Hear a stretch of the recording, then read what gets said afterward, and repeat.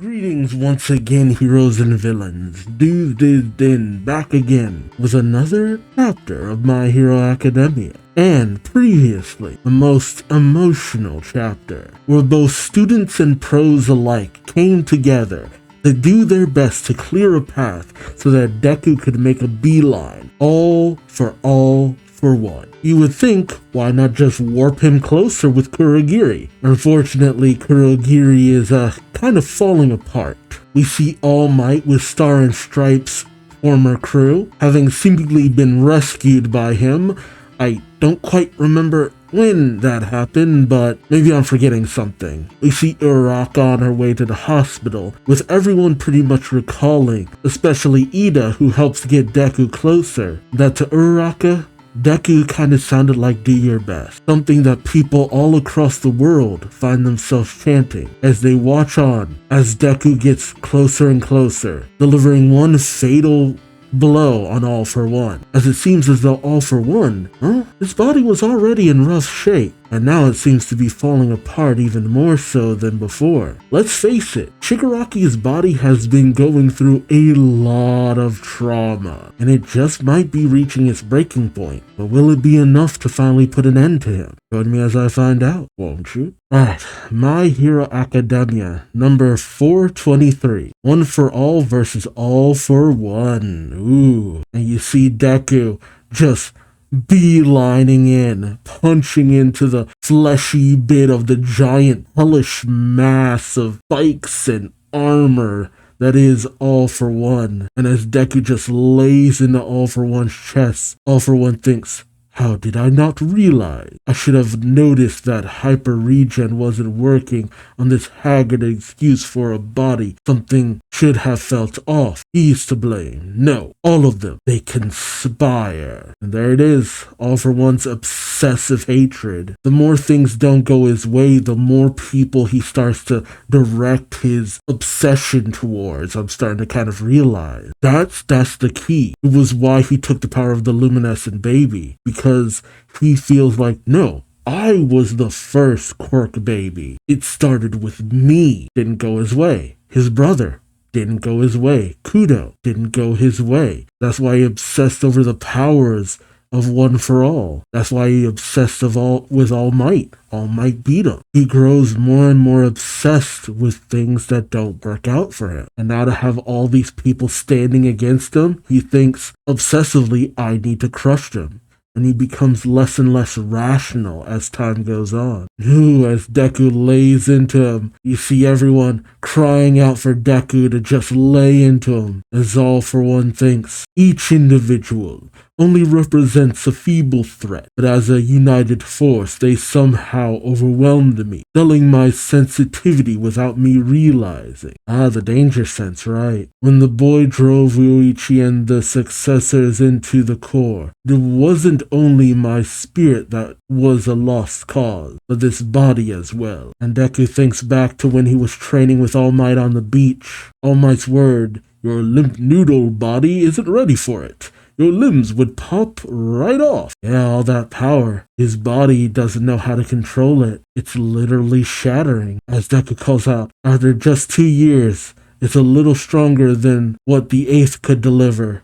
You're facing the combined power of all 9 of us. As Deku delivers a fateful punch, All For One's body starts to shatter. As he thinks, yes, this body too was already shattered. And so the mass starts to give way. Yoshindo says, his quirks are crumbling away. Hiroshima says, Midoriya must have pulled it off. Is this really it? All For One continues to crumble. Of course not. He holds himself together as best he can. Little black rivets just stabbing all throughout what's left of him and out of him. As All For One thinks, I'm not done yet. And Deku thinks, haphazardly using his quirk to hold his body together?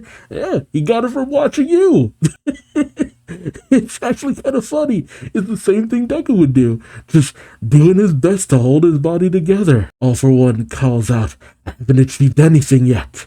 No one can rob me of what's mine. Only my dream gets to come true. I won't pay it forward. Nobody gets to pick up my torch. The Demon Lord is singular and absolute. Yep, that obsession, that greedy obsession of his. Deku thinks as he's blown back. All for one thinks, I need only repeat this process, just as I did with that fool Tomura. The boy is suitable, now that he's without one for all.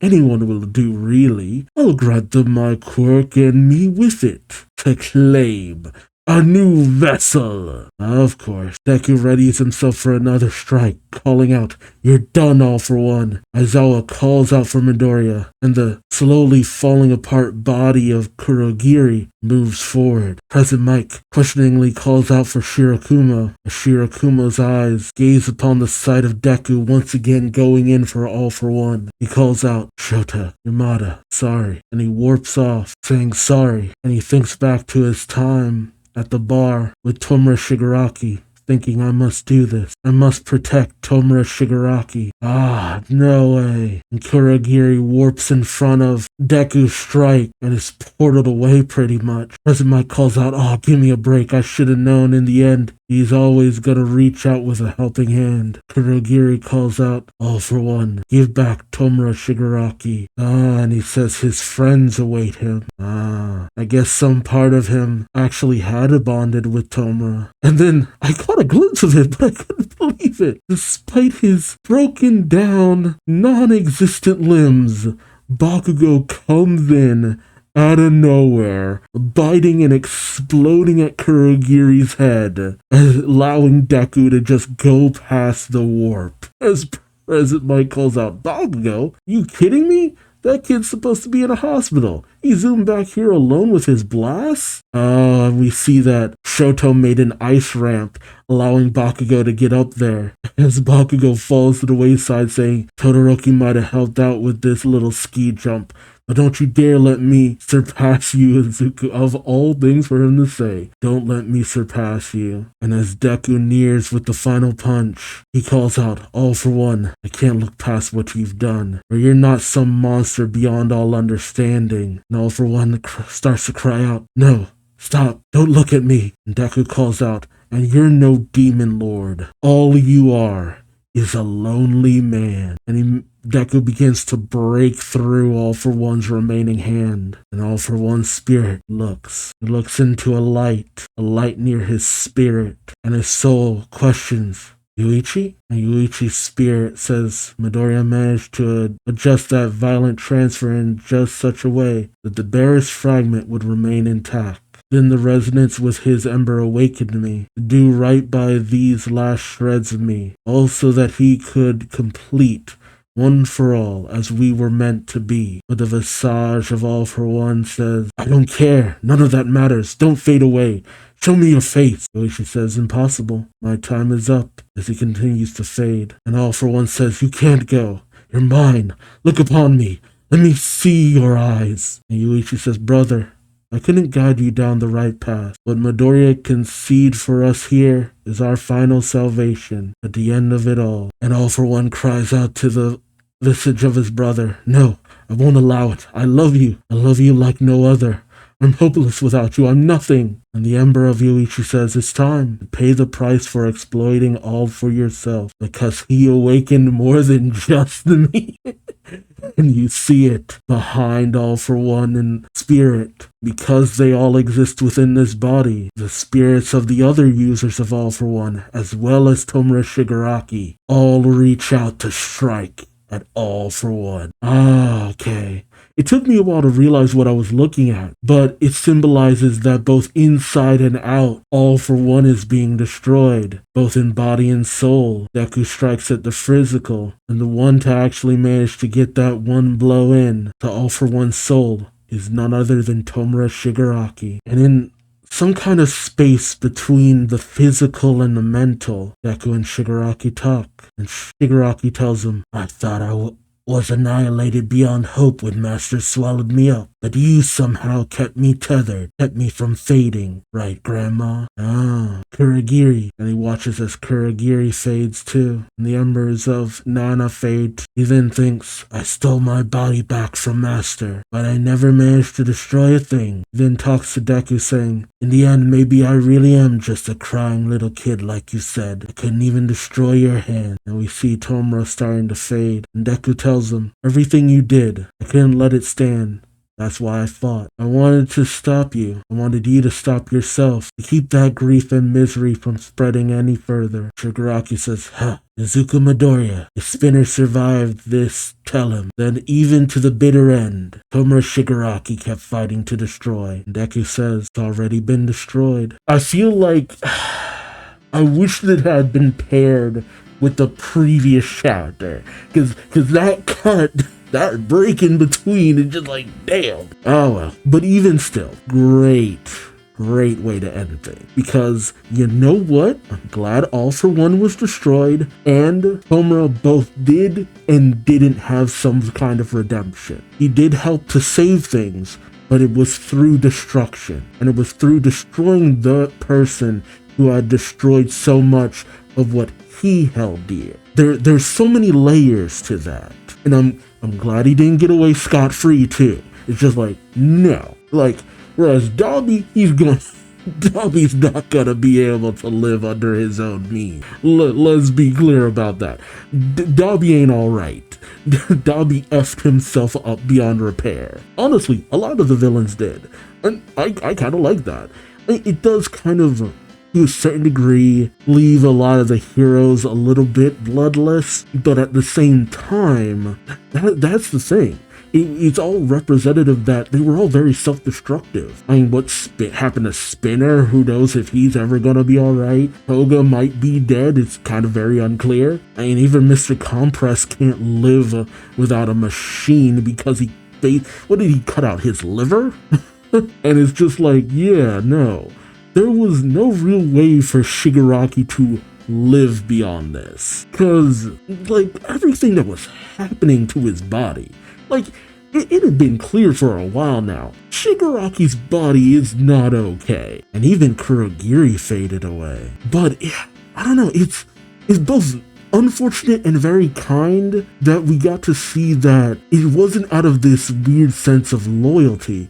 It's because Kurogiri had a bond with Shigaraki that might have gone beyond programming. And I actually kind of like a little bit of ambiguity to that. Shirakumo's caring nature and the servitude that was Kurogiri. Like, where was the line there? Was it all one thing, or was it all the other, or was it a combination of the two that had him try to step in? And Bakugo's last minute, so I'm at least glad it wasn't him striking out at All for One, because it's just like, okay, kid, go sit your ass down, man. He had so many chances to shine, and here you are still coming in at the last second. I'm glad that Shoto also got to contribute too in some small, minor way. But, like, none of the villains got away scot-free with what they did. It really is a situation of you reap what you sow. But I'm curious about one thing. Did the power get transferred back to Izuku? Or what happens now that the person that the power was transferred into is gone? What does that mean? And that last fist bump, that meeting of the souls, all that, could that mean something too? I don't know. Is it possible that maybe Shigaraki now lives on in Deku too? I don't know. What happens if Deku now has decay? That would be wild. But it wouldn't be just that. Oh no, I don't know. I'm not sure. Because it could go either way. It could be that Deku has no more power and the embers just fade away. Or suddenly it's just like, oh, I got those powers back again. It could go either way. Could really see it going either way. But let me know your thoughts in the comment section below. This wasn't a tearful situation. That was last chapter. I shed all my tears last chapter. But it was a good end. Like, I felt this inner sigh within my soul of relief. Like, oh, we brought it home. I brought it home. And I think the anime, if they got their shit together, they'll be able to just pull off a beautiful finale with all of this, because I see the elements coming together, and it's gotta be beautiful. But this is really the end, huh?